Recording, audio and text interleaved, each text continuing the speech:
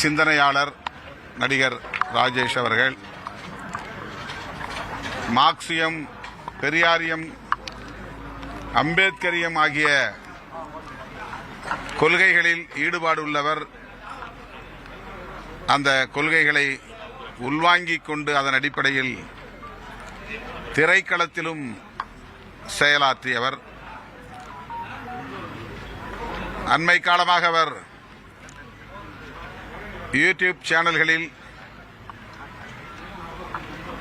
உடல் நலம் குறித்த விழிப்புணர்வு கருத்துக்களை வெகுவாக பரப்பிக் கொண்டிருந்தார்.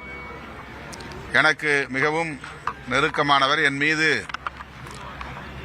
அளவு கடந்த பற்றுதலை கொண்டவர். அவ்வப்போது எனது அலுவலகம் தேடி வந்து எனக்கு அறிவுரைகளை வழங்கியவர். உடல்நலத்தை எவ்வாறு பாதுகாத்துக் கொள்ள வேண்டும் என்பது குறித்து. அத்துடன் குடிநீர் தொடர்பான விழிப்புணர்வும் அவரிடத்தில் மேலோங்கி இருந்தது. அந்த குடிநீரையும் எனக்கு அவர் அறிமுகப்படுத்தினார்.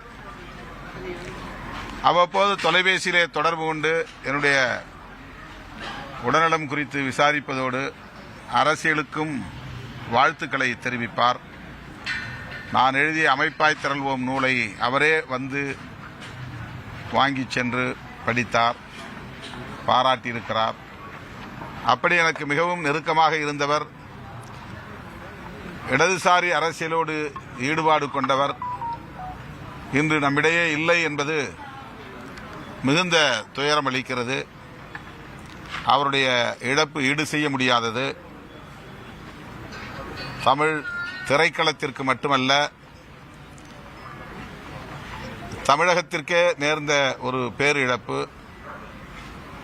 அவரை இழந்து வாடுகிற அவருடைய குடும்பத்தினருக்கும் திரை உலகத்தை சார்ந்த தோழர்களுக்கும் எனது ஆழ்ந்த இரங்கலை தெரிவித்துக் கொள்கிறேன். அவருக்கு விடுதலை சிறுத்தைகளின் சார்பில் எமது செம்மாந்த வீர வணக்கத்தையும் செலுத்துகிறோம்.